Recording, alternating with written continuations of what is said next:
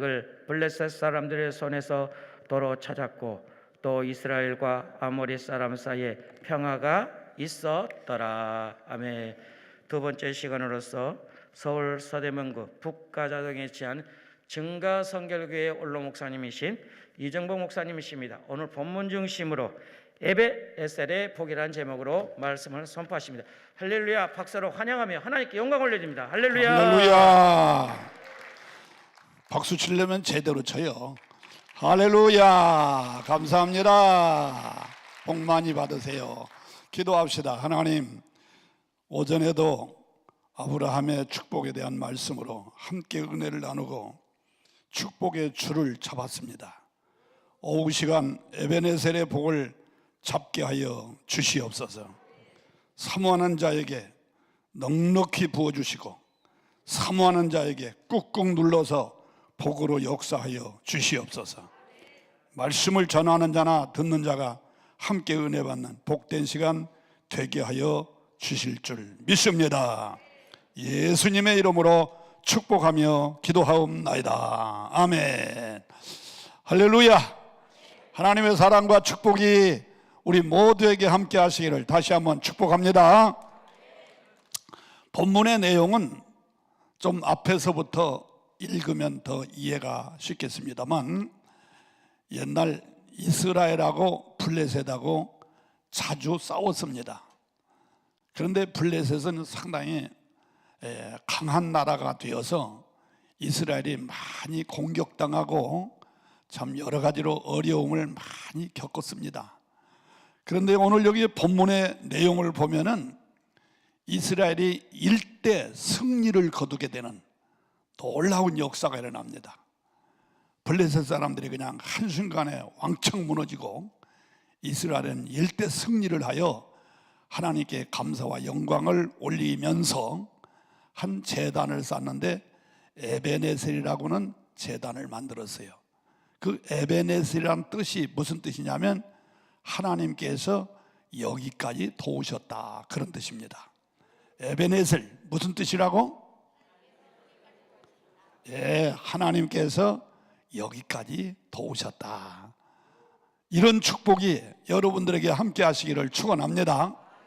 지금까지도 하나님이 여러분을 도우셔서 에베네셀의 축복을 받았습니다만, 대망의 2023년도에 이제 벌써 시작이 됐습니다만, 시작부터 끝까지, 아니 내 생명 다하는 그날까지, 아니 우리 주님 만나는 그날까지 하나님이 도우시고 또 도우시고 또 도우시는 에베네셀의 복을 받으시기를 축원합니다. 여러분, 복 무슨 복이 최고의 복일까요? 무슨 복? 제가 보기에는 하나님이 함께 하시는 축복이 최고의 복입니다. 동의하시면 다시 한번 아멘. 하나님이 함께 하시는 복. 하나님이 어떤 분이에요? 성경에 보면은 하나님의 속성을 여러 가지로 표현하고 있는데, 대여섯 가지만 말한다면 창세기 1장 1절에 보면 하나님은 창조의 하나님이에요. 창조란 말은 무에서 유를 만드는 거, 없는 데서 있게 하는 걸 창조라고 그래요. 우리 하나님은 창조의 하나님이에요. 또 창세기 17장 1절에 보면 우리 하나님은 전능하신 하나님이에요. 전능이란 말은 불가능을 가능하게, 안 되는 걸 되게 하는 걸 전능이라고 그러죠. 우리 하나님은 전능하신 하나님이다 그랬어요. 또 출애굽기 15장 26절에 보면 우리 하나님은 치료하시는 하나님이라고 그랬어요. 우리의 질병을 치료하심과 동시에 어려운 상황도 바꿔주는, 쓴 물을 단물로 바꿔주는 치료하시는 하나님이 우리 하나님이십니다. 믿으시면 아멘. 또 시편 18편 1절 이하에 보면 우리 하나님은 힘 있는 분이라고 그랬어요. 그래서 그분이 나의 산성이 되어주시고 나의 피할 바위가 되어주시면 어느 누구도 우리를 해할 수 없는 아주 힘이 되시는 분이 하나님이시라고 그랬어요. 또 사무엘상 2장 6절 7절 8절을 보면 하나님은 인간의 생사화복을 주장하시는 분이라고 그랬어요. 살리기도 하시고 죽이기도 하시고 올리기도 하시고 내리기도 하시고 부하게도 하시고 가난하게도 하시는 인간의 생사화복을 주장하시는 분이 하나님이시라고 그랬어요. 자, 이런 하나님을 믿으시면 한 번 다시 아멘 합시다. 다시 한번 복습합니다. 하나님은 무슨 하나님? 창조의 하나님. 두 번째로는 전능하신 하나님. 세 번째로는 치료하시는 하나님. 네 번째로는 힘이 되시는 하나님. 다섯 번째는 생사화복을 주장하시는 하나님. 자, 그러니 이런 하나님이 나를 도우신다, 이런 하나님이 나와 함께 하신다, 이게 최고의 복인 줄로 믿으시면 아멘 합시다. 할렐루야. 그렇기 때문에 하나님이 함께 하신다, 이건 최고의 자산을 가지는 거예요. 뭘 가지는 거다? 최고의 자산을 가지는 거예요. 자산은 세 가지가 있어요. 하나는 유형의 자산이 있어요. 눈으로 보이는 거, 뭐 아파트 또는 건물, 부동산, 또 통장, 현금, 이게 다 유형의 자산이에요. 좋은 거지요. 그런데 그 자산보다 더 좋은 자산은 무형의 자산입니다. 무형의 자산은 뭐냐? 건강, 이게 큰 자산이지요. 또 지혜, 지식, 재능, 이것도 큰 자산이 아닙니까? 사실 유형의 자산보다도 무형의 자산이 더 좋은 거예요. 왜? 이 무형의 자산만 있으면 유형의 자산은 언제든지 가질 수가 있어요. 그러나 아무리 유형의 자산이 많이 있다 할지라도 건강, 지혜, 재능, 지식, 이게 없으면 이게 한순간에 무너질 수도 있어요. 다 빼앗길 수도 있어요. 그렇기 때문에 유형의 자산보다는 무형의 자산이 더 좋은 겁니다. 자, 그런데 이 자산보다, 유형의 자산이나 무형의 자산보다 더 좋은 자산이 뭐냐? 영적인 자산입니다. 무슨 자산? 영적인 자산이에요. 영적인 자산은 뭐냐? 하나님이 함께 하는 거예요. 하나님이 함께 하시면 무형의 자산도 유형의 자산도 다 가질 수 있어요. 그렇기 때문에 요한 3서 2절에 보면 내 영혼이 잘됨과 같이 범사가 잘되고 강건하기를 원하노라. 그러면서 그 다음에 뭐라고 그랬어요? 영혼이 잘되는 방법은 진리 안에서 사는 것이라고 그랬어요. 곧 하나님이 함께 하시는 이 자산이 최고의 자산입니다. 그러므로 저와 여러분들은 대망의 2023년도에 자산을 가지되 유형의 자산 많이 가지세요. 무형의 자산 가지도록 노력하세요. 그러나 그보다 더 좋은 영적인 자산, 하나님이 함께 하시는 자산을 가지시기를 축원합니다. 오전에도 말했습니다만 지금 살기가 얼마나 어려운지 몰라요. 앞으로 갈수록 힘들어요. 세계 곳곳에서 이상균 현상으로 말미암아 천재지변의 사건들이 마구 터지고 있어요.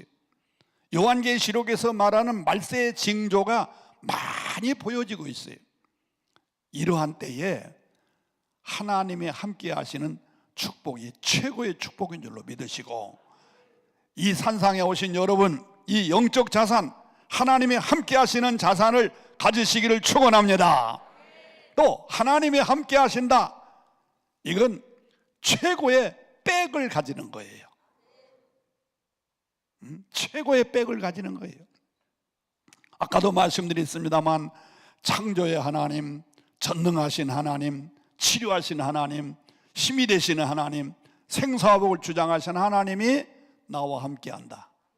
최고의 백이 아닙니까? 이 백을 가지시기 바랍니다. 젊은 사람들은 이런 말 해요. 우리가 성공하고 출세하려면 쌍기역 5개가 있어야 된다 그래요. 쌍기역 5개. 첫째는 뭐냐? 꿈이 있어야 된다. 꿈. 비전이 있어야 된다는 거야. 묵시가 있어야 된다는 거야. 꿈이 없는 사람은 절대로 목적을 이룰 수가 없어요. 그래서 첫째 쌍기역은 꿈이 있어야 된다. 두 번째로 쌍기역은 뭐냐? 꾼이 돼야 된다. 꾼. 전문가가 돼야 된다는 거야. 우리나라는 너무 학력 위주, 학벌 위주가 너무 심한 것 같아요. 물론 공부해야지요. 그러나 선진국은 학력, 학벌보다는 자격증, 전문가가 돼야 돼요. 어쨌든 전문가가 돼야 된다. 그래야 성공할 수 있다는 거야. 자, 세 번째 쌍기역은 뭐냐? 끼가 있어야 돼. 끼. 재능이 있어야 돼. 재능. 재주가 있어야 된다는 거야. 네 번째로 쌍기역은 뭐냐? 깡이 있어야 된다. 깡은 무슨 소리냐면 강한 의지력. 쉽게 포기하지 않고, 쉽게 물러서지 않고, 쉽게 넘어지지 않고 강인한 의지력이 있어야만이 성공할 수 있다. 그리고 다섯 번째 쌍기역은 뭐냐면 끈이 있어야 돼. 끈이 뭐냐? 일명 연줄. 더 쉽게 말하면 백그라운드가 있어야 된다. 그거 틀린 말 아니지요. 그런데 많은 젊은이들이 제일 선호하는 쌍기역이 뭐냐? 끈을 좋아한다는 거야. 누군가 나를 붙들어주면, 누군가 나를 이끌어주면, 누군가 나의 힘이 되어주면 출세도 성공도 빠르다는 거예요. 그거 틀린 말 아니지요. 구멍가게를 해도 누군가가 도와줘야 되고, 중소기업이든지 대기업이든지 어쩌든 누군가가 도와주어야 성공이 빠르고 출세가 빨라요. 그래서 많은 사람들은 소위 백을 선호한다는 거예요. 물론 그게 좋은 것만은 아니지만 그렇다고 해서 나쁜 것도 아닙니다. 근데 여러분, 어쩌든 나와 여러분에게 끈이 있으면 좋겠어요. 근데 그 끈 있습니까? 대통령이 나의 사촌, 팔촌, 장관이나 국회의원이 아니면 대기업 사장이나 회장님이 여러분의 끈이 되어주면 얼마나 좋겠습니까? 막 그런 사람도 있겠지요. 그러나 우리는 그런 끈도 좋지만 그보다 더 좋은 끈을 가지시기를 바랍니다. 그분이 누굴까? 하나님이라는 거예요. 하나님. 아까 말씀드렸죠? 하나님이 어떤 분이라고? 창조자요, 전능자요, 치료자요, 힘 있는 자요, 생사화복을 주장하시는 그분이 나와 함께 하신단다면 이보다 더 좋은 백이 어디가 있어요? 이보다 더 좋은 끈이 어디 있느냐 이거야. 해서 여러분들은 이런 백을 가지시고 힘들고 어려운 이 대망의 2023년도에 좋은 일 많이 있기를 주의 이름으로 축복합니다.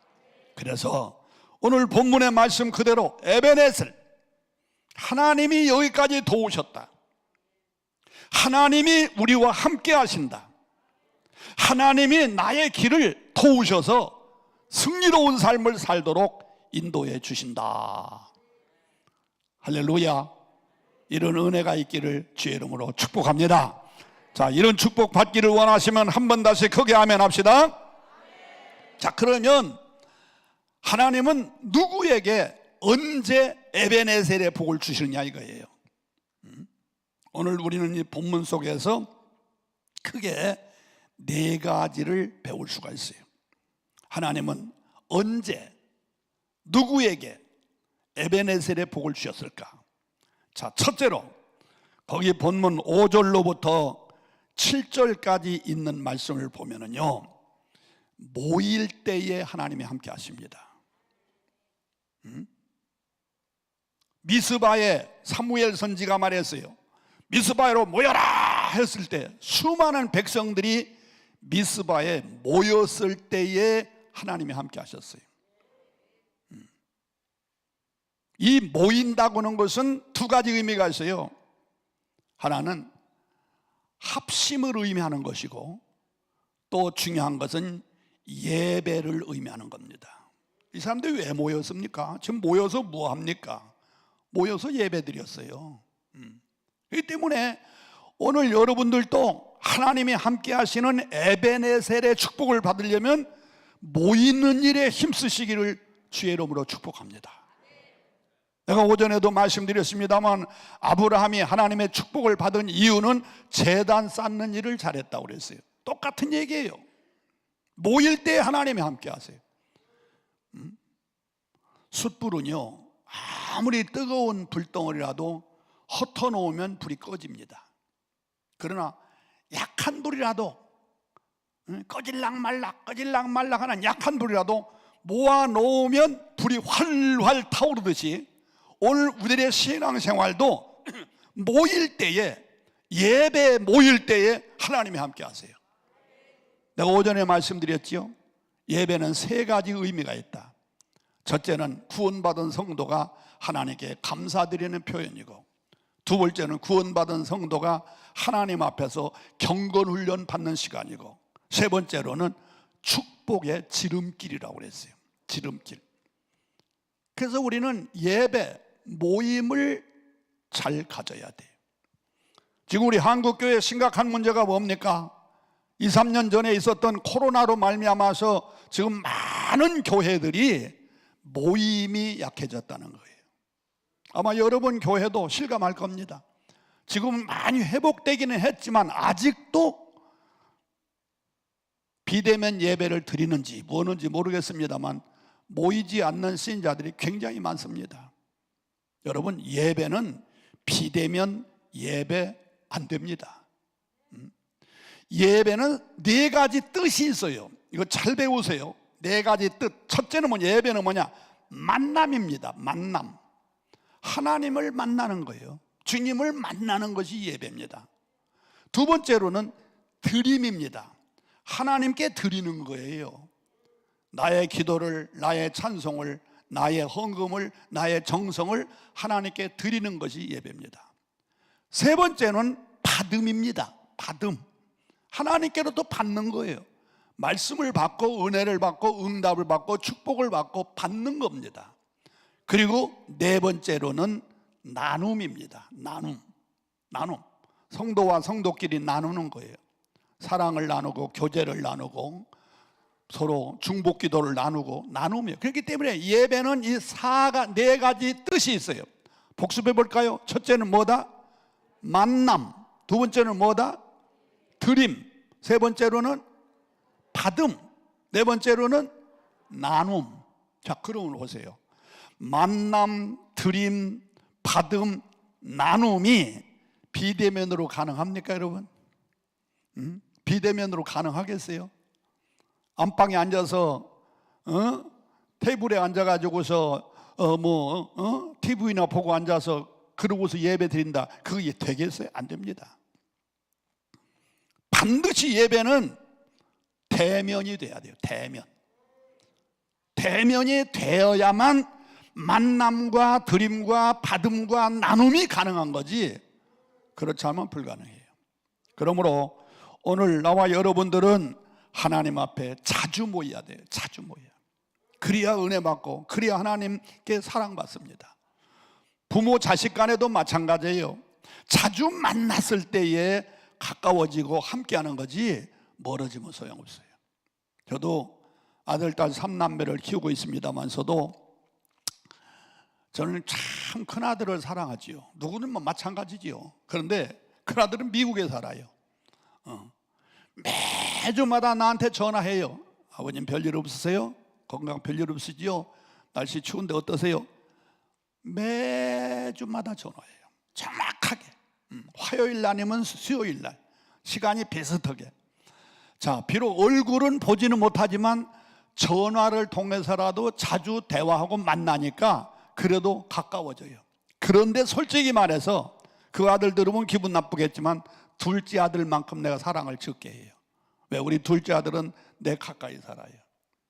자주 와요. 와서 안부도 전하고 뭐 맛있는 거 있어 뭐 사오기도 하고, 어떤 때는 벌써 나이가 지금 50이 가까운데도 아버지 오늘 점심일랑 아버지가 사세요. 이거 얼마나 좋은지 몰라요. 자주 만나야 돼. 자주 모여야 사랑이 가고 가까워질 수밖에 없어요. 맞아요. 틀려요. 제가 손주들을 키워보니까 말이에요. 사담인데 이 어린애서 초등학교 다닐 때는 얼마나 내가 이 손주들을 사랑했는지 몰라요. 아니면 막 물어버리고 싶을 정도로 그렇게 예쁘고, 그저 우리 집 오면 그냥 숨바꼭질하고 뭐 무궁화꽃이 피었습니다 하면 장난하고 그렇게 좋았어요. 그런데 이 새끼들이 중학교 올라가고 고등학교 올라가니까 본체만 채해요. 잘 오지도 않아. 그래서 내가 작전을 썼어요. 걔들한테 선포는 안 했지만 올 때마다 내가 돈 준다. 그래서 올 때마다 처음에는 5만 원씩 주다가 이러다가는 호주머니 빵꾸 나갔더라고. 그래서 꼭 2만 원씩 줘요. 오기만 하면 무조건 2만 원 줘요. 그러면 좀 좋을라나 해가지고 처음에는 그 2만 원 때문에 좀 오더니 요즘은 별거 아니야. 그것도 아니야. 내가 왜 얘기를 하냐, 자주 만남과 자주 모임이 있을 때에 가까워지더라. 나는 하나님도 똑같다고 생각합니다. 동의하십니까? 하나님도 똑같아요. 일주일에 한 번 주일날 와서 하나님 별일 없으시지요? 다음 주에 또 뵙시다 이지라고 돌아가면 별로야, 별로. 그래도 그저 뭐 새벽에도 나오고 주일날도 나오고 좀 가까워져야 될 거 아니겠어? 그 재밌는 얘기가 있어요. 저 전라도 시골에 있는 어느 교회 동네에서 되어진 일인데, 자기 며느리가 교회를 열심히 다니는 거예요. 그러면서 그 시어머니가 이웃집 사람에게 아무개 아줌마, 하나님이 누군지 알아? 물었어요. 그러니까 몰라, 하나님이 누구야? 그랬더니 아이고, 하나님이 나하고 사돈이야. 왜? 그랬더니 우리 며느리가 하나님 아버지 자꾸 그런다는 거야. 그러니 하나님이 저희 아버지니까 내가 시부모니까 이렇게 하면 사돈 아니냐고 말이요. 그러면서 그냥 그러더라는 거야. 그러니까 이쪽 사람이 말하기를, 그래? 나는 사돈도 보통 사돈이 아니라 굉장히 가까운 사돈이야. 왜? 대개 며느리는 일주일에 한 번 갔다 와가지고 아버지 하지만 우리 며느리는 새벽마다 가가지고서 그냥 아버지 한다고 말이에요. 그러니 이게 보통 가까운 사이가 아니니 나도 그분하고 보통 가까운 사이가 아니라고. 자, 웃은 얘기입니다만서도 여러분, 자주 모여야 가깝습니다. 동의하십니까? 자주 만나야 하나님이 함께 하시고, 자주 만나야 하나님이 축복하시고, 자주 만나야 하나님이 금년에 여러분들의 삶의 현장 속에서 에베네셀의 놀라운 복을 주시고 주실 줄로 믿습니다. 자주 모여요.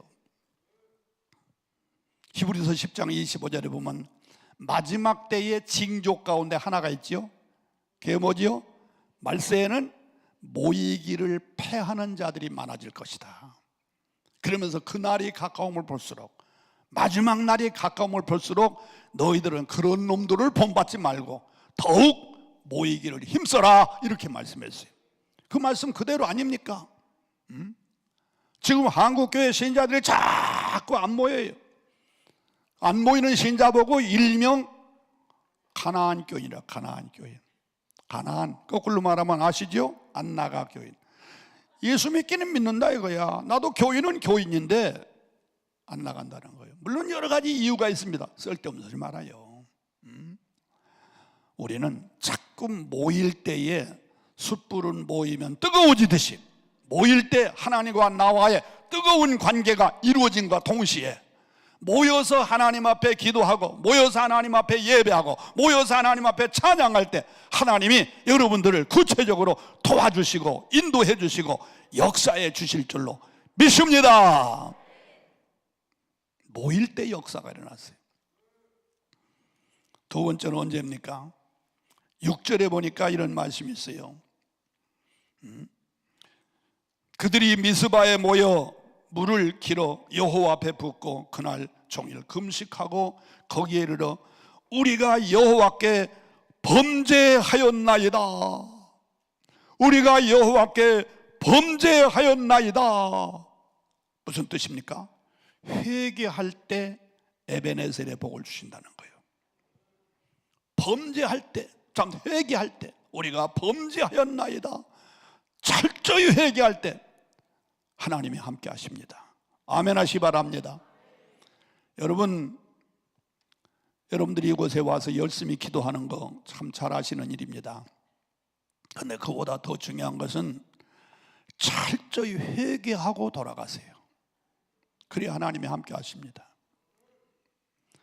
죄는요, 세 가지 큰 특징이 있습니다. 첫째는 뭐냐? 죄는 사탄 마귀를 끌어들이는 겁니다. 죄는 사탄 마귀를 끌어들이는 거예요. 마귀는 뭘 먹고 살까요? 죄를 먹고 삽니다. 맞습니다. 마귀는 죄를 먹고 삽니다. 죄 있는 사람에게는 마귀는 침투합니다. 들어가서 좌정합니다. 그리고 그를 운행합니다. 그러면 그의 인생의 삶이 뭐가 되겠어요? 불행합니다. 그러나 우리 마음속에 죄를 회개하면 사탄 마귀가 먹을 것이 없기 때문에 내 안에 들어오지도 않거니와 설사 들어왔다 할지라도 굶어 죽어 먹을 것이 없으니까 빠져나가게 돼 있어요. 사탄이가 내 마음속에 역사하면 이 사탄이는 내 마음에 병을 들게 한과 동시에 우리 육신까지 질병으로 사로잡게 만들어집니다. 그래서 죄는 사탄 마귀를 끌어들이는 것이 죄입니다. 자, 두 번째로 죄는 방해성이 있습니다. 방해성. 무슨 방해? 하나님과의 만남을 방해합니다. 이사야서 59장 1절로 2절에 보면 여호와의 손이 짧아서 구원치 못하심이 아니고 여호와의 귀가 둔하여 듣지 못하심이 아니라 너와 나 사이에 죄가 있을 때에 너를 만날 수 없고 내가 너를 도와줄 수 없다고 그랬어요. 방해성이 있어요. 하나님과 교제가 방해돼요. 죄는 기도의 응답을 방해합니다. 이사야서 1장 15절에 보면 너희가 부르짖을지라도 나 여호와가 듣지 아니하심은 너희의 손에 피가 있기 때문이다. 죄가 있기 때문이라는 거예요. 하나님이 들어주시지 않습니다. 또 죄는 축복을 방해합니다. 에레미야 5장 25절에 보니까 너의 허물이 이러한 일을 물리쳤고 너의 죄가 너에게 오는 좋은 것을 막았도다. 죄가 있으면 축복이 차단돼요. 그래서 이 죄는 방해성이 있어요. 하나님과 만남을 방해하고 기도의 응답을 방해하고 하나님께로부터 내려온 축복을 방해하는 것이 죄입니다. 또 세 번째로 죄는 응보성이 있습니다. 죄값은 사망이다. 로마서 6장 23절 말씀 그대로 죄는 응보성이 있습니다. 내가 지은 죄, 내가 받든지 만약에 내가 받지 아니하면 내 자녀라도 받습니다. 내가 지은 죄 지금 받든지 지금 아니면 나중에라도 받습니다. 살아서 아니면 죽어서라도 받습니다. 육신이 아니면 영이라도 받습니다. 반드시 회개치 아니한 죄는 값을 치른다는 걸 아셔야 돼요. 그게 얼마나 무서워요. 죄가 있는 곳에는 사탄 마귀가 끌어당깁니다. 방해성이 있습니다. 응보성이 있습니다. 그러므로 우리는 이 죄를 철저히 회개해야 됩니다. 그러면 회개하면 어떻게 됩니까? 반대로 생각하면 돼요. 회개하면 반대로 생각하면 사탄 마귀를 끌어들인다겠는데 회개하면 하나님이 함께 하세요. 아멘이십니까? 하나님이 함께 하세요. 또 회개하면 기도의 응답을 받아요. 죄가 있을 때는 기도 응답이 방해되지만 회개하면 기도의 응답을 받을 수가 있어요. 그래서 사도행전 3장 19절에 있는 말씀을 보면 죄를 회개할 때 하나님께로부터 유쾌한 날이 오리라고 했어요. 유쾌한 날, 여러 가지로 해석할 수 있어요. 또 회개할 때 성령을 받아요. 사도행전 2장 38절에 보면 회개하고 제사함 받을 때 성령을 선물로 받으리라 분명히 말씀하고 있어요. 회개할 때 성령을 받을 수가 있어요. 회개할 때에 우리가 병도 치료받을 수가 있어요. 우리가 성경에 보면은요, 이 질병이 몇 가지 이유로 옵니다. 첫째는 죄가 있을 때 병이 와요. 둘째는 사탄 마귀로 인해서 병이 와요. 셋째로는 하나님의 영광을 드러내기 위해서 병이 와요. 네 번째로는 하나님을 더 의지하라고, 하나님을 더 의지하라고 주는 병이 있어요. 물론 인간적으로는 내가 부주의했다든지 아니면 운동을 안 했다든지 식이요법을 안 썼다, 뭐 여러 가지 이유가 있겠습니다만 성서적으로 봤을 때는 우리에게 병이 오는 것이 죄 때문에, 마귀 때문에, 하나님의 영광을 위해서 또는 하나님을 더 의지하라고 주는 병인데, 그런데 우리들이 회개할 때에 하나님의 치료의 역사를 주십니다. 치료 역사를 주세요. 그렇기 때문에 우리는 철저히 회개함으로 하나님의 은혜와 축복을 받으시기를 축복합니다. 행여나 여러분 가운데 육신의 질병으로 고침받기 위해서 이 자리에 오셨습니까? 철저히 회개하세요. 철저히 회개하세요. 하나님의 기적이 있을 수가 있습니다. 제가 우리 가정에서 놀라운 사실을 경험한 바가 있는데요, 우리 큰형님이 딸이 4명에 아들 2이 있어요. 그런데 딸이 5이구나. 그런데 세 번째 딸 아이 하나가 태어나면서부터 한쪽 다리를 쓰지 못해요. 그래서 그 아이를 치료하려고 뭐 침도 맞아보고 하여간 뭐 별짓을 다 해봤어요. 전국에 다니면서 뭐 이게 좋다 저것 하면 무조건 쫓아가서 해봐도 이게 안 되는 거예요. 그러다 보니까 온 12년이 흘렀어요. 그래서 이 아이가 12살 먹도록 한쪽 다리를 쓰지 못하고 질질 끌고 다니는, 세 발로 걸어 다니는 아주 안타까운 일이에요. 그런데 말이에요, 저는 기도의 제목이 생겼어요. 왜? 이 아이가 치료되는 것도 중요하지만 이 아이를 통해서 우리 가정이 복음이 들어왔으면 좋겠다. 왜 그러냐면 저는 7살 때부터 예수 믿었는데 우리 가정은 아무도 예수를 안 믿었어요. 우리 아버지 철저한 유교 사상, 우리 어머님은 철저한 미신 사상, 그러다 보니까 아무도 예수를 안 믿어요. 그래서 전도도 해봤습니다만 안 돼요. 오히려 전도하다가 막 작대기로 얻어맞고 교회 다닌다고 책가방 뺏기고 여러 번 혼나기도 했어요. 그래서 내 마음속에 이 아이를 통하여 하나님의 기적이 나타나고 이 아이를 통하여 우리 가정에 복음이 들어왔으면 좋겠다는 그 마음이 있어가지고 이 아이를 위해서 얼마나 기도를 많이 했는지 몰라요. 열흘 기도, 뭐 며칠 금식 기도, 뭐 며칠 시간 기도, 그래도 안 돼요. 근데 어느 날 우리 모교에서 내 친구 박병기 장로라는 사람이 전화가 왔어요. 그때는 장로가 아니지 집사였는데 전화가 왔어요. 저는 그때 신학생 전도사였고, 우리 교회에 아주 신유의 능력이 많은 여자 전도사님이 와서 부흥회를 하는데 전사님 오셔서 좀 기도하시고 또 그 조카 아이 상렬이 나는데 그 아이를 한번 좀 하나님의 능력으로 치료됐으면 좋겠다고 전화가 왔어요. 그래서 내가 열일을 제껴놓고 내려갔습니다. 내려가서 말씀을 들어보니까 은혜도 되고 정말 하나님의 놀라운 역사들이 있어요. 그래서 내가 우리 어머니, 아버지, 형님, 형수들에게 전도하는 거예요. 어머니, 아버지 교회 갑시다. 천만의 말씀. 형님 교회 나갑시다. 소용없어. 근데 모두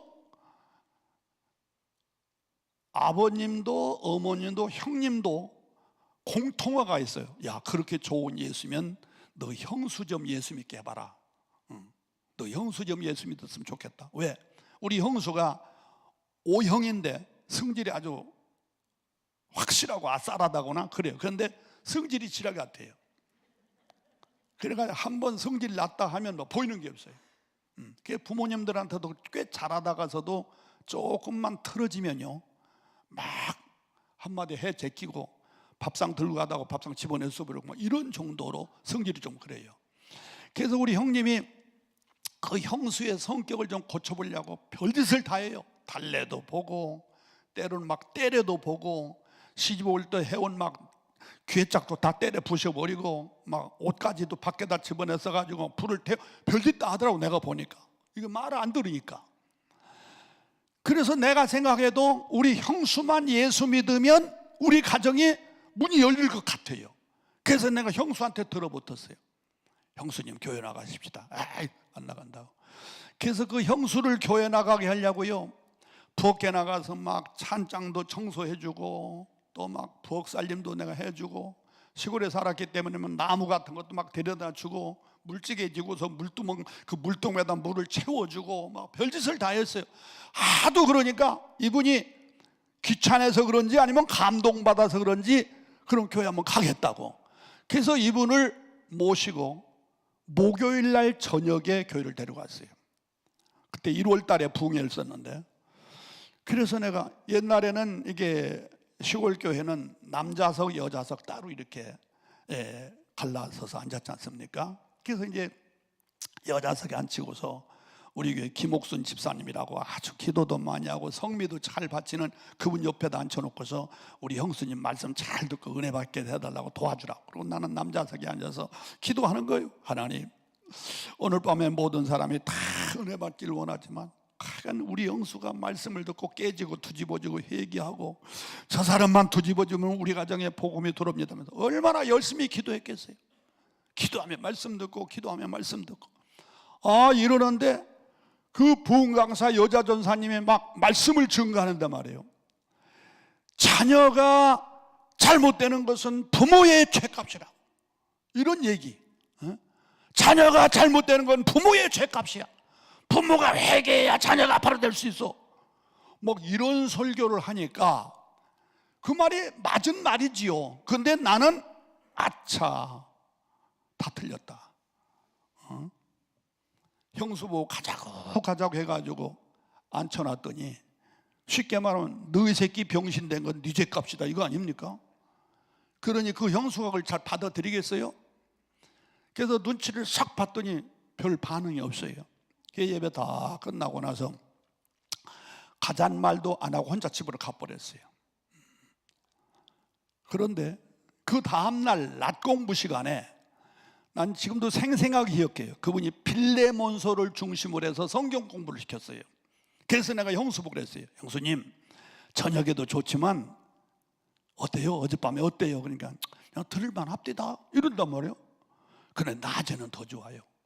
아주 빌레몬서를 중심으로 해서 성경 공부를 잘 가르치니까 저녁에 한번 또 갑시다. 참 낮에 한번 갑시다. 그랬더니 안 간다고. 낮에 내 볼일 있어 못 가고 저녁에 가겠다고.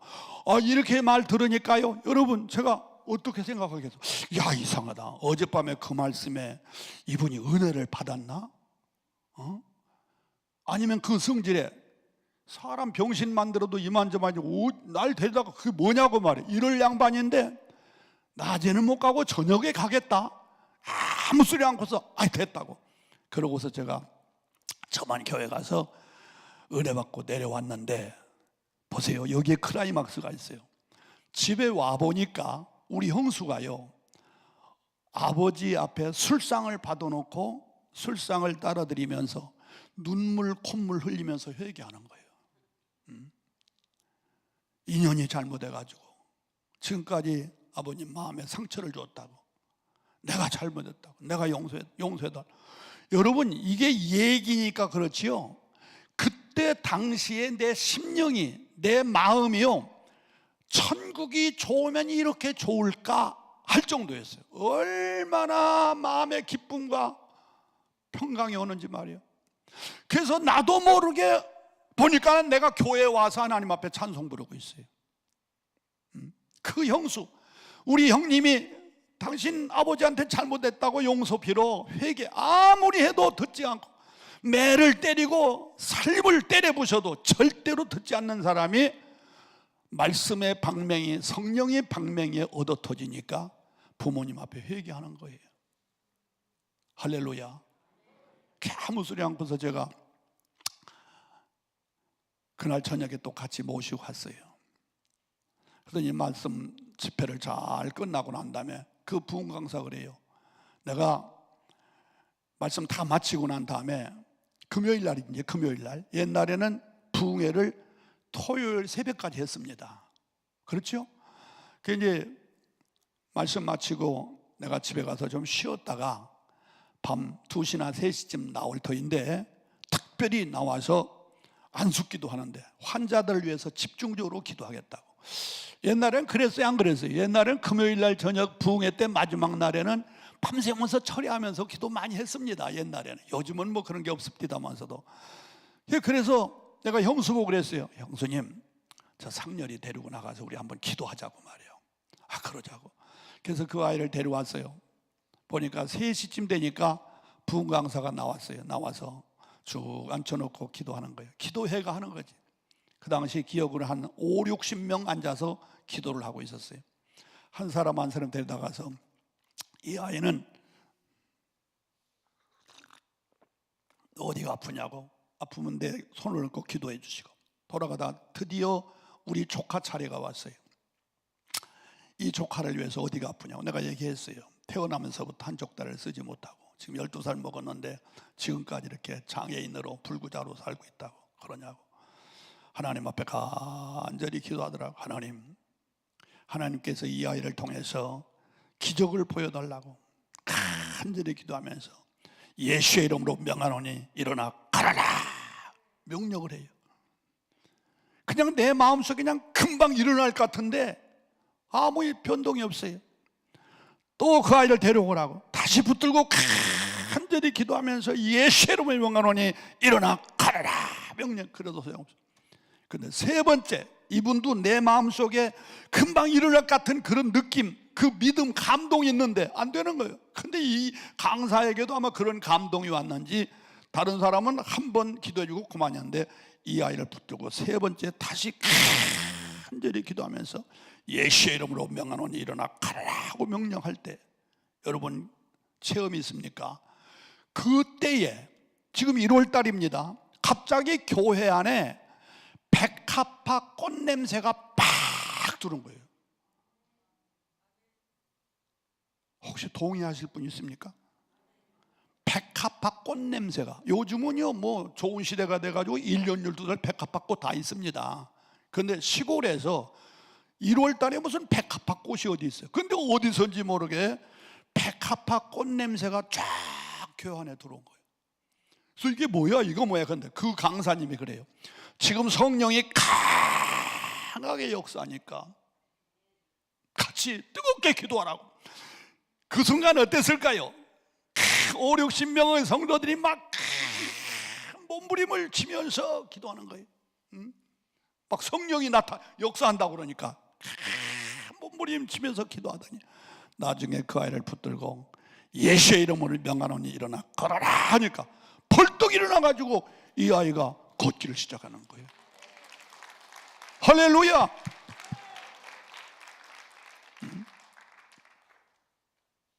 지금 그 아이가 집사 권사 돼가지고 얼마나 봉사를 잘하는지. 12년 동안 한쪽 다리를 쓰지 못해서 다리가 길고 짧아요. 길고 가늘고 두껍고 근데 걸어요. 이상 없이 아무.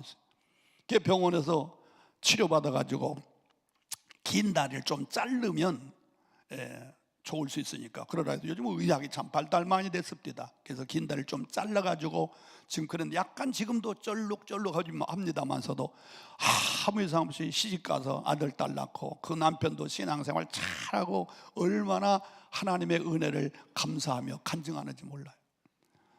여러분, 내가 왜 이럽니까?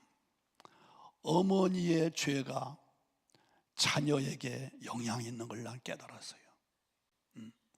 어머니가 철저히 회개하니까 하나님의 기적이 자녀에게 이루어지는 걸 저는 봤어요. 죄는 병을 만듭니다. 아멘이십니까? 죄는 병을 만듭니다. 제가 청주에서 목회할 때에 이예복이라는 집사가 있어요. 그 남편이 피부병 환자예요. 별의별 약을 다 써도 안 돼요. 안 돼요. 그래서 내가 그 집에 신방 가가지고 이 집에 무슨 우상이 없느냐고. 없다는 거야. 그러니까 찾아보라고. 없기는 왜 없어? 있지. 끄집어내더라고요. 다 끄집어내가지고 불살라버리고, 그 어머니가, 시어머니가 그렇게 철저하게 숨어서 그 짓을 했더라고요. 철저하게 밖에 태워버리고, 그리고서 하나님 앞에 간절히 기도했는데 놀라운 사실을, 그 남편의 피부병이 나서버려요. 여러분, 죄는 병을 만듭니다. 그렇기 때문에 마태복음 9장에 보면요, 나면서부터 중풍병자였던 그 사람에게 예수님께서 뭐라고 말씀하십니까? 네 병 나았다 그렇게 말하지 않았습니다. 네 죄사함을 받았느니라 했더니 병이 나서 버렸어요. 왜 그랬을까요? 이 중풍병자는 죄 때문에 병에 걸렸던 거예요. 그렇기 때문에 죄를 뽑아내니까 병이 나서 버리는 거예요. 이런 역사 저는 가끔 봅니다. 사랑하는 성도 여러분, 회개할 때 하나님이 함께 하십니다. 회개할 때 치유의 역사도 있습니다. 회개할 때 하나님 만나주시고, 회개할 때 여러분의 기도도 응답해 주시고, 회개할 때 하나님은 함께 해 주실 줄로 믿고 회개하시고 하나님과 함께하는 축복 받으시기를 주의 이름으로 축원합니다. 할렐루야. 자, 세 번째로 언제 에베네셀의 축복이 있었느냐? 오늘 여기 9절에 보십시오. 9절에 보니까 사무엘이 젖 먹는 어린 양 하나를 가져다가 온전한 번제를 여호와께 드리고 그랬어요. 어린 양 하나를 가져다가 온전한 번제를 하나님께 드렸다. 이 말은 십자가를 믿고 의지할 때 하나님이 함께 하십니다. 어린 양은 예수 그리스도의 십자가를 의미할 수 있지 않습니까? 그렇기 때문에 십자가를 믿고 의지할 때 하나님이 함께 하십니다. 아멘이십니까? 여러분, 십자가가 뭡니까? 십자가는 능력입니다. 고린도전서 1장 18절에 있는 말씀을 보면 십자가의 도가 구원받지 못할 사람들에게는 미련하게 보이지만 구원받을 사람들에게는 하나님의 능력이 된다고 말씀했어요. 그렇습니다. 십자가는 능력입니다. 다 같이 십자가는 능력이다. 더 크게 십자가는 능력이다. 믿습니까? 십자가는 어떤 능력입니까? 에베소서 1장과 2장에 있는 말씀을 보면 에베소서 1장 7절에 보면 십자가는 죄를 사해 주는 능력입니다. 어느 무엇도 우리의 죄를 완전히 사할 수가 없습니다. 예수의 십자가만이 우리의 죄를 사해 줄 수 있습니다. 또 에베소서 2장 1절로 5절에 있는 말씀으로 보면 십자가는 우리를 살리는 능력입니다.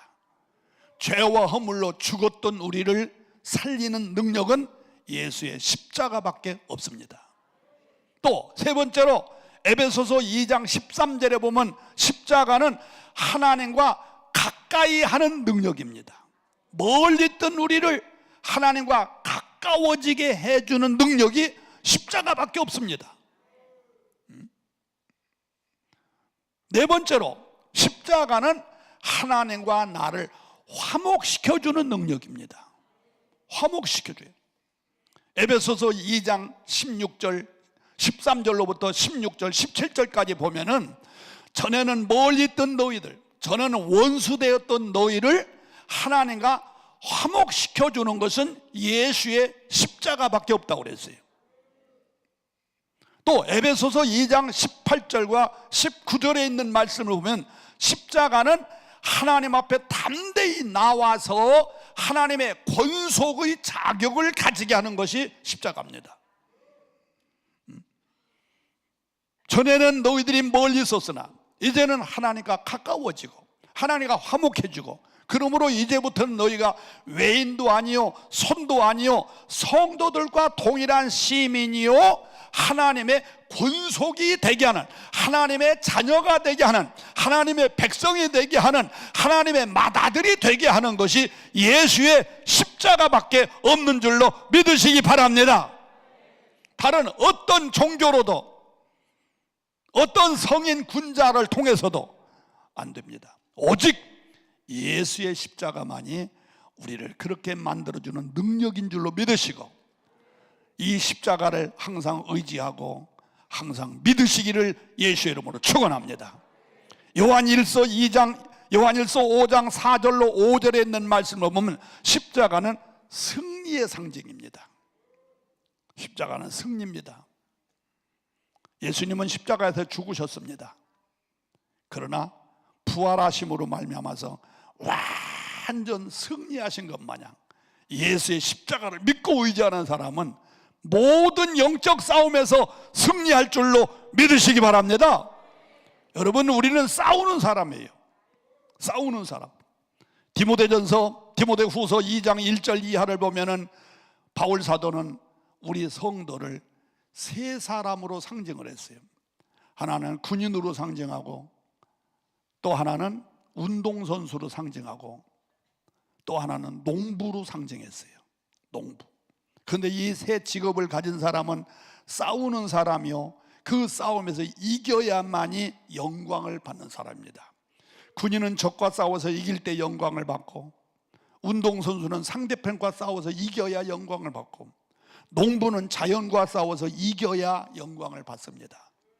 그래서 바울은 우리를 군인으로, 운동선수로, 농부로 비한 것은 우리도 싸우는 사람이라는 거예요. 우리는 누구와 싸웁니까? 마귀와 싸웁니다.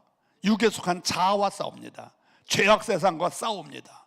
우리는 싸우는 사람입니다. 이 싸움에서 이기려면 내 힘으로 아닙니다. 내 능력으로 되는 게 아닙니다. 십자가를 통해서만이 승리할 수 있습니다. 그뿐만 아니라 우리는 살아남기 위해서 일명 생존 경쟁, 먹고 살기 위해서 날마다 싸웁니다. 구멍가게를 해도 생존 경쟁에서 이겨야만이 돈 벌 수가 있어요. 우리 아들도 사업을 합니다만 그 치열한 경쟁 속에서 살아남으려면 정말 자기 힘으로는 안 돼요. 십자가를 앞세울 때, 예수 그리스도의 십자가를 믿고 의지할 때 영적 싸움뿐만 아니라 모든 싸움에서도 승리할 줄로 믿으시고, 대망의 2013년도 23년도 여러분들은 영육 간의 싸움에서 이기시려면 내 힘, 내 능력, 내 방법을 앞세우지 마시고 예수님의 십자가를 앞세우고 주님과 함께 동행하시면 예수가 죽음을 이기고 사탄 마귀를 이기고 모든 싸움에서 이기고 부활하신 것 마냥 여러분들도 이기는 역사가 나타날 줄로 믿습니다. 여러분 아세요? 천주교에 가보면요, 종탑이나 아니면 강대상에 P자를 쓰고 밑에다 X자를 쓴 거 있어요. 그거 많이 보셨지요? 응? 천주교 종탑이나 아니면 강단 아니면 뭐 여러 가지 상징이 뭐 그런 있습니다. P자를 쓰고 밑에는 X자를 썼어요. 이게 뭐냐면 일명 키로라고 합니다. 키로. 그 유래가 뭔지 아십니까? 그 유래가요, 로마의 황제 주후 323년경에 로마의 황제가 누구냐면 콘스탄틴 대황제입니다. 네, 그 어머니가 아주 믿음이 좋은 분이에요. 그래서 그 아들을 위해서도 기도 많이 하고, 그러다 보니까 황제도 신앙이 참 좋습니다. 그래서 기독교가 박해를 받다가 콘스탄틴 황제 때에 기독교가 자유를 얻었습니다. 그만큼 믿음이 좋은 사람이에요. 그런데 콘스탄틴 황제가 하나님 앞에 기도합니다. 옛날에는 전쟁할 때 황제도 같이 나가지 않습니까? 황제도. 그래서 이 전쟁할 때마다 황제가 같이 싸우고 그러는데 어느 날 곤탄 황제가 기도하는 가운데에 환상이 보였습니다. 그 환상이 뭐냐? 바로 그겁니다. P자를 쓰고 X를 쓴 이 기가 나타난 거예요. 하나님께서 말씀하시를 너는 이걸 앞세우고 나가라. 그러면 내가 너와 함께 하리라 하는 약속이었어요. 그래서 이 곤탄 황제가 그 깃대를 가지고 나갑니다. 그러면 이 전쟁 때마다 이기는 거예요. 어느 적하고 싸우든지 간에 그때마다 이기는 거예요.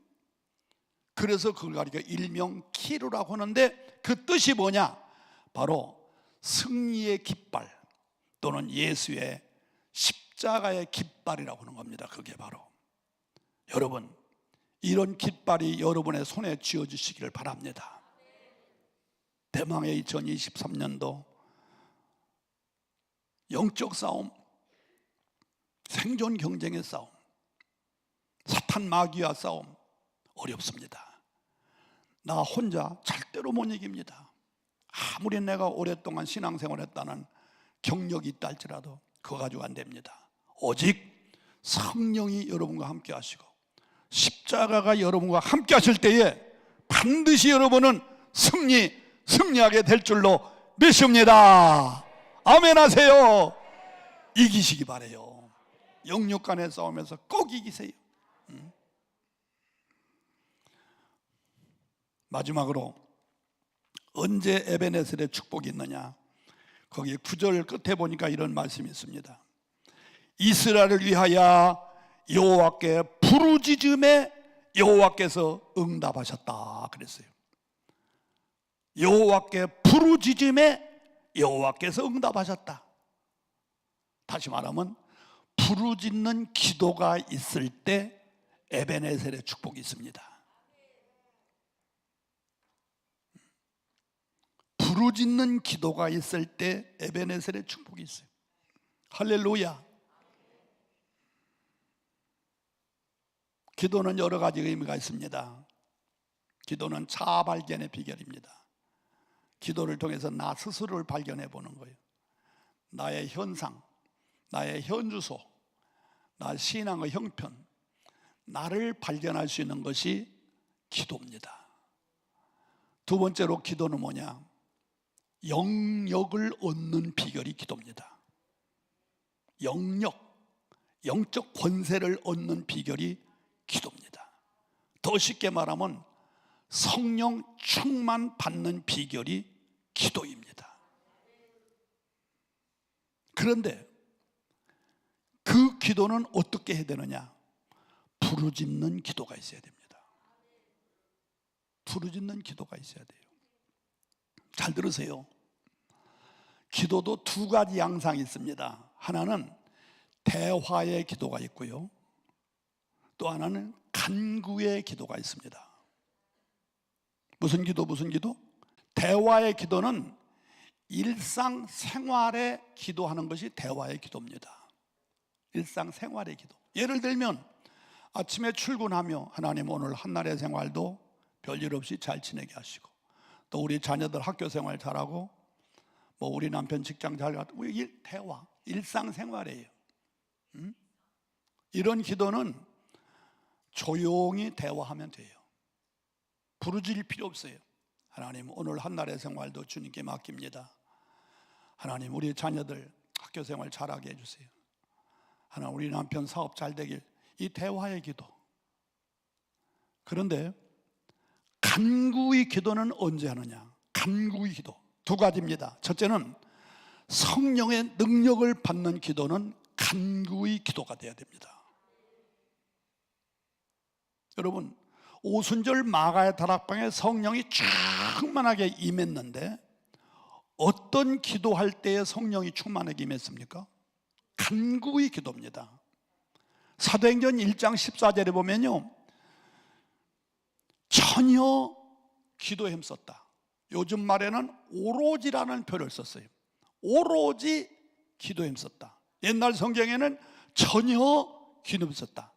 다시 말하면 잠룡 없이 간절히 기도할 때 오순절의 역사가 일어났어요.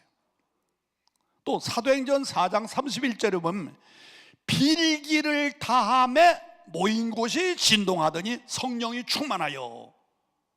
빌기를 다했단 말이 무슨 뜻이에요?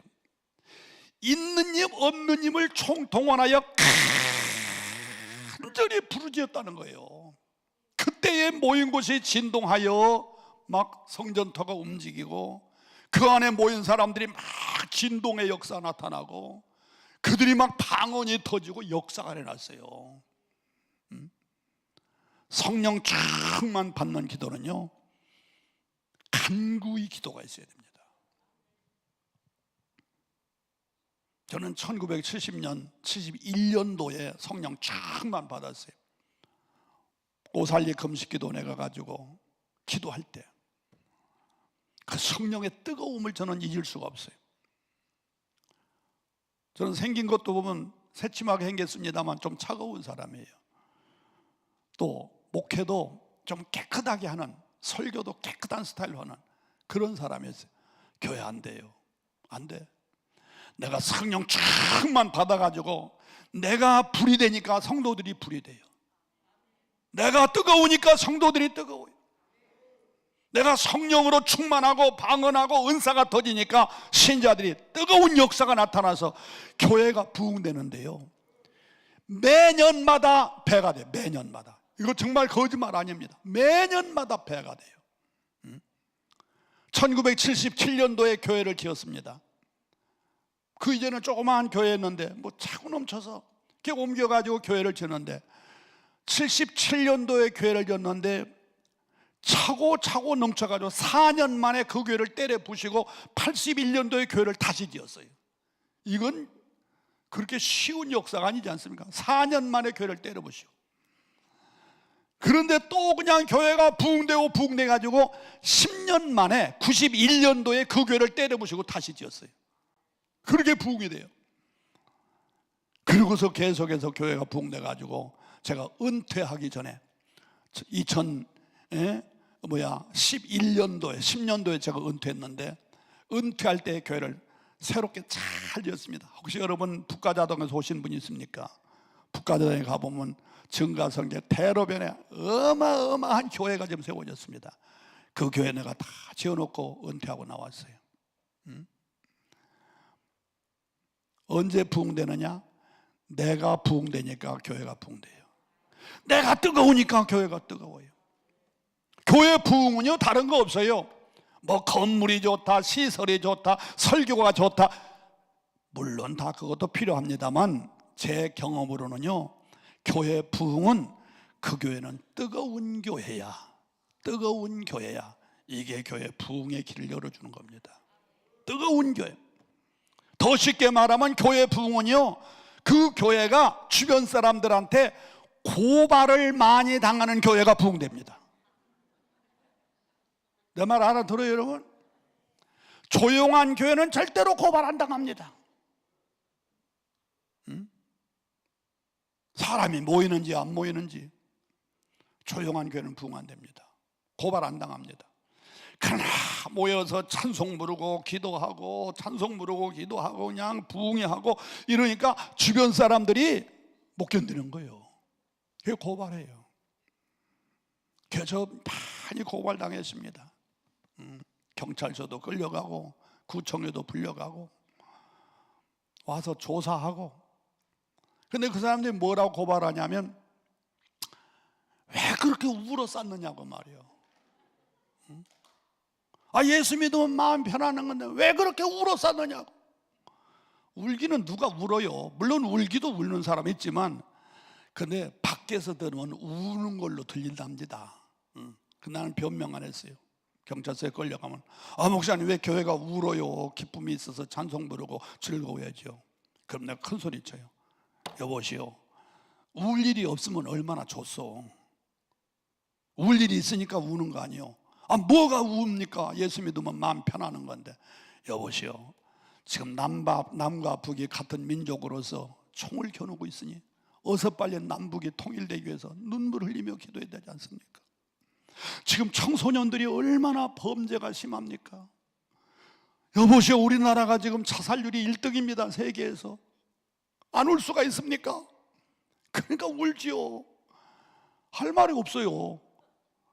그리고 신자들이 무슨 남북통일해서 울고 무슨 뭐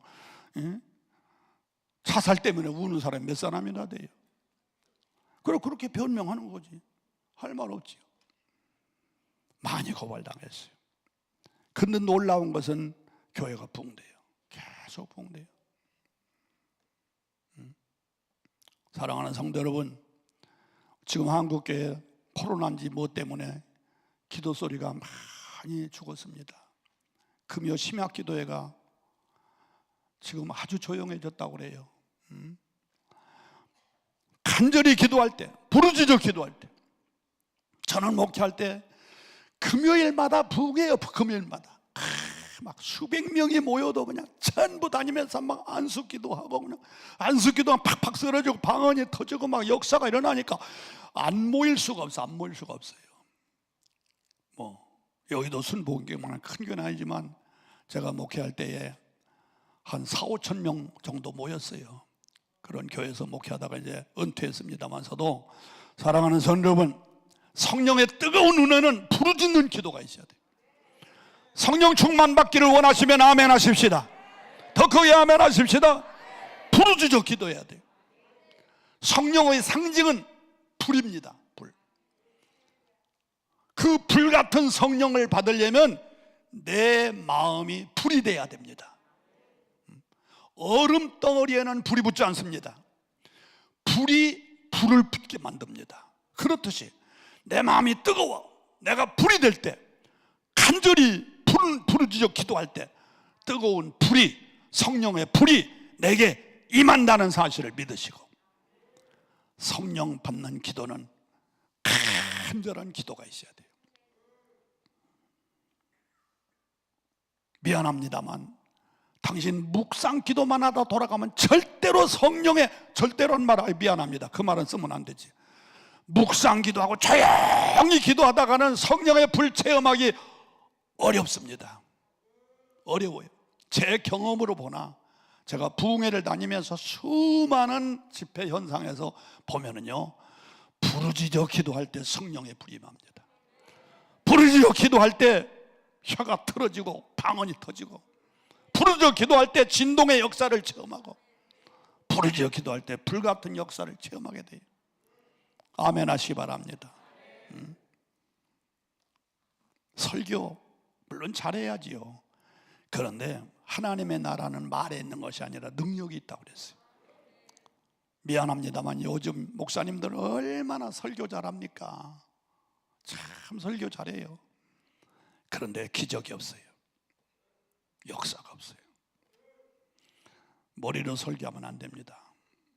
성령과 함께 동행해야 돼요. 역사가 일어납니다. 요즘 교회가 안 된다 안 됩니다. 그런데 내가 보니까 되는 교회는 더 잘 됩니다. 그 어떤 유행가 보니까 무릎을 꿇고 성령님과 함께 동행하는 목회자들 목회 잘 하십니다. 할렐루야. 두 번째로, 언제 부르짖어야 되느냐? 문제가 있을 때는 부르짖는 기도를 해야 돼요. 문제가 있을 때, 예를 들면 내게 병이 있습니다.